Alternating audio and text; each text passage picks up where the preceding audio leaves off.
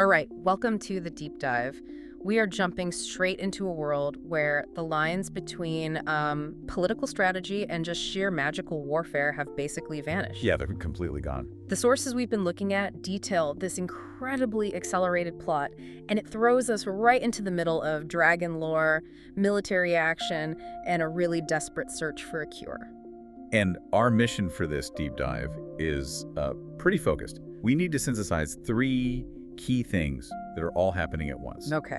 The hunt for a cure for Xaden, the high-stakes journey to get new armies on their side, and just the terrifying speed at which the Venan, the Dark Wielders, are escalating this war. And the starting point for all this is, it's just terrifying, because the war isn't some far-off threat anymore. No, it's inside the walls. It's inside Basyeth War College, which is supposed to be the safest place in the whole kingdom.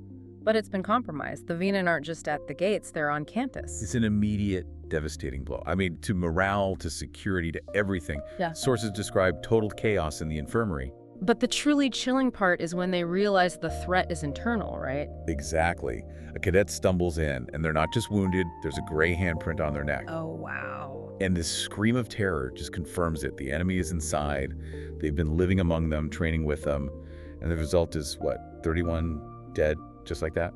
And that just changes everything. The big war is a threat, for sure, but the protagonist's main focus immediately becomes so personal. It has to. It's about saving Edson. Who's been corrupted from channeling that dark power from the earth. Yeah, and the consequence of that is just so profound. His bond with his dragon, Scaliel, it's faded to just an echo. He's unstable. He is walking a razor's edge. So the solution, or the potential solution, seems to hinge on Endarna, the small, ancient dragon. We find out she's the 7th breed, an Irid. But what does that actually mean? How does her being an Irid help with this, this seemingly impossible problem? Well, Endarna suggests that her kind, the Irid dragons, they're so old, they might have the knowledge to not just cure Xaden, but to actually master the Venan's own tactic. Can master channeling. Exactly, which connects his personal cure to the entire war effort. Queen Mariah is basically betting everything on the Irid being the key to defeating the Venan for good. That sounds like a great plan, but I imagine you can't just, fly off and find them. There's politics involved. Oh, huge politics. And Endarna herself is a tough negotiator. She doesn't just agree. Not at all. She demands guaranteed safety. She wants access to the king's forest for hunting whenever she pleases. I mean, she's a dragon. Right. And her demands immediately causes huge friction within the protagonist's own family. Okay, let's dig into that, because the argument with her sister, Mira, about their brother Brennan, that felt like a major point of tension. It is. Mira straight up accuses Brennan of using the protagonist and Endarna as a gaming chick. Yeah, in his negotiations with Boromir. And it's such an insightful accusation because it gets to the cynical core of what's happening. It's the fear that they're just trading her away, basically. Exactly. Sacrificing the one symbol of hope they have to secure an alliance with strangers. It makes Brennan look, it makes him look like he's willing to use his sister as an asset. And that just fractures the family. And that mistrust, that fear of betrayal, it's just simmering under this entire quest. But speaking of assets, let's talk about the protagonist's squad, because they start revealing these hidden talents that completely change the game. And this is where you start to question the entire system, right? Why were these powers hidden until now? For sure. 2 characters really stand out. First, Redok, the Ice Wielder. Right. He shows that he's honed his signet to a terrifying new level. He can freeze water not just from the air, but inside things. And the example they use is just so chilling. He hands her an orange, and it's frozen solid from the inside out. And her first thought, which she whispers out loud, is that he could freeze the water inside a person's body. Exactly. This isn't just making ice walls. This is a weapon of, instant internal assassination. Yeah. It makes you wonder if he hid that power because he was afraid of how Navarre's leaders would use him. Or he was just waiting for a moment when the old rules didn't apply anymore. Precisely.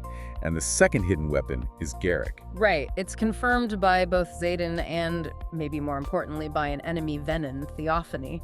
She confirms he's a distance wielder. A walker. A walker? What does that even mean? It's a power that hasn't been seen in centuries. We're talking about the ability to travel, hundreds of miles in minutes. Whoa. He hid his strongest ability this whole time. And now their squad suddenly has this incredible tactical mobility, which is absolutely what you need for a mission like this. Okay, so let's follow Garrick and that new mobility into the next phase. the island negotiations. This is where the world building really expands. First stop is Deverelli, the Isle of Merchants. And the tension is high from the second they land. It goes south immediately, doesn't it? Holden, their diplomatic escort, gets exposed. Yeah, he gets caught trying to trade stolen artifacts. It's a self-inflicted wound. It's just terrible for Navarre's reputation. It's the worst possible start. Their own representative basically tanks their credibility before a word is even spoken. So the protagonist is forced to just pivot. She uses the raw power of her dragons, Tarn and Andarna, as leverage. Just pure intimidation. A primal show of force. Yeah. And it works. The merchants respect it. She secures the alliance for Tyrrendor, and she also gets her father's old books back. Which are passcode locked. And the clue is, first love is irreplaceable.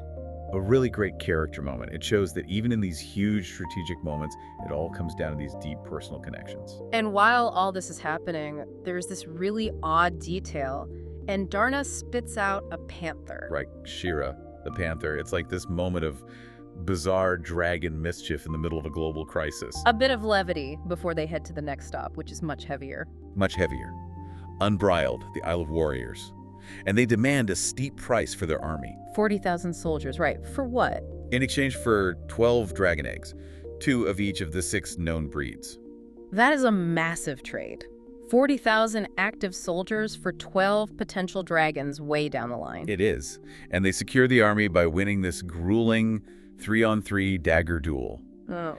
But the victory comes at an immediate, terrible cost. This is where the mission really collides with the reality of war. Absolutely. During the duel, their squad mate Traeger is killed. An arrow to the heart. Just gone. And that one death is the price they pay for that entire army. It perfectly illustrates that these deals aren't just about trading gold or troops. They're paid for with lives. And that death hangs over them as they go to the final island. Hedotus, the Isle of Wisdom. And here the threat is deeply personal.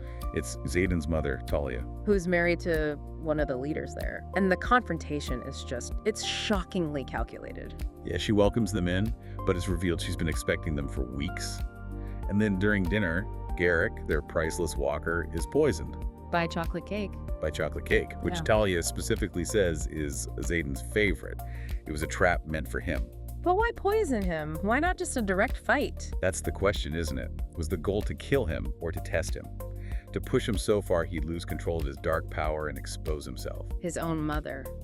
Fortunately, the antidote is in the protagonist's father's journal, of all places. Something about fig or lime on the back of the throat. So specific. But the betrayal still almost destroys Xaden. He sees what happened and the rage just takes over. He almost succumbs to it completely.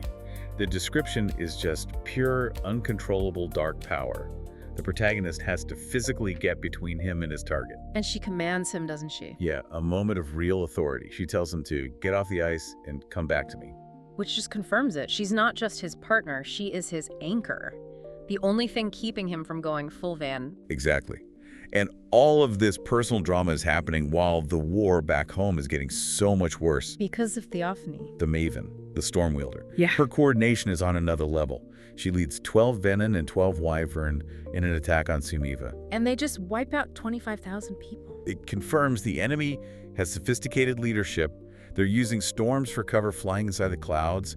It's terrifyingly advanced. And then Theophany captures Mira, and she proves how ruthless they are. She makes a promise that Drathus will stand, but she never promised Mira would live. She slits her throat. It's pure betrayal. But Mira survives. This is another one of those moments of just impossible hope. It is. Brennan, the healer, he mends the wound, but he couldn't have done it on his own. He needs a power transfer, right? From Sloane. Yeah, Sloane has this unique signet. She can transfer power. Brennan channels it through himself to perform the mending, and it almost completely burns him out. The cost of defying death is immense. And seeing that cost, seeing what it takes to survive, that seems to be what pushes Xaden over the edge. It is. To save Scale from a trap, he channels dark power deeper than ever before. And the change is physical. Immediate and visual. Red veins branch out from his eyes. He starts to physically resemble a Venan, and Scale confirms it. His loyalty, his very survival, now depends entirely on the protagonist. He's fully tethered to her. Completely. And just as Xaden takes this final dark step, their one potential cure just disappears. Right. After all that work, the Ira Dragons reject Andarna. Why? because of Aiden's condition and her bond to a human, they see it as a contamination. So she leaves, severs the bond. Which is a massive blow to the protagonist's own power. She loses a huge source of her magic. She's forced to rely only on Taryn's immense raw power. And the side effect is that her signet becomes like all or nothing. She's incredibly powerful, but also uncontrollable. So she is just battered. Yeah. Physically, emotionally, her lover is corrupted, her power is diminished, but she's still training. And then the final surprise lands. And it's not a military one, it's political. Yeah. And personal. Yeah. Brennan returns with this recovered parchment.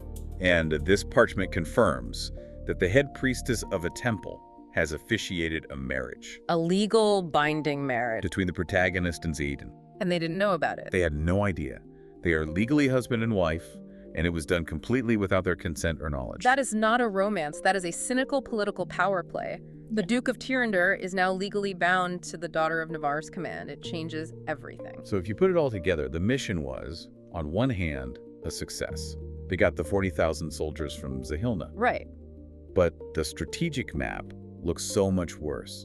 The Venin have a maven leading them. Xaden is compromised, and the protagonist is now a political pawn in a marriage she never chose. So what does this all mean for you now that you're caught up on all this chaos? We've seen how power is shifting, Redoc's terrifying new ability, Xaden's dangerous state, and the astronomical price of alliances paid for with Traeger's life. And that shocking twist with the marriage pretty much guarantees the future battles will be fought on political fronts just as much as on physical ones. And this all raises a really critical question, one that the sources hint at. We know the Venin are so effective because they have incredible intelligence. Right, they knew the armory shipment schedule for the Suniva attack. And Xaden's mother knew he was coming to Hedotus weeks in advance. So given that this level of insider information is constantly leaking out, where is it coming from? You mean inside Navarre's leadership? It has to be. The War College Command, the King's inner circle, somewhere high up, that's the internal threat that might be even more dangerous than the Venin at the border. And that is the essential mystery to think about as this war continues. Thank you for sharing your sources for this deep dive. We'll look forward to exploring the next chapter with you.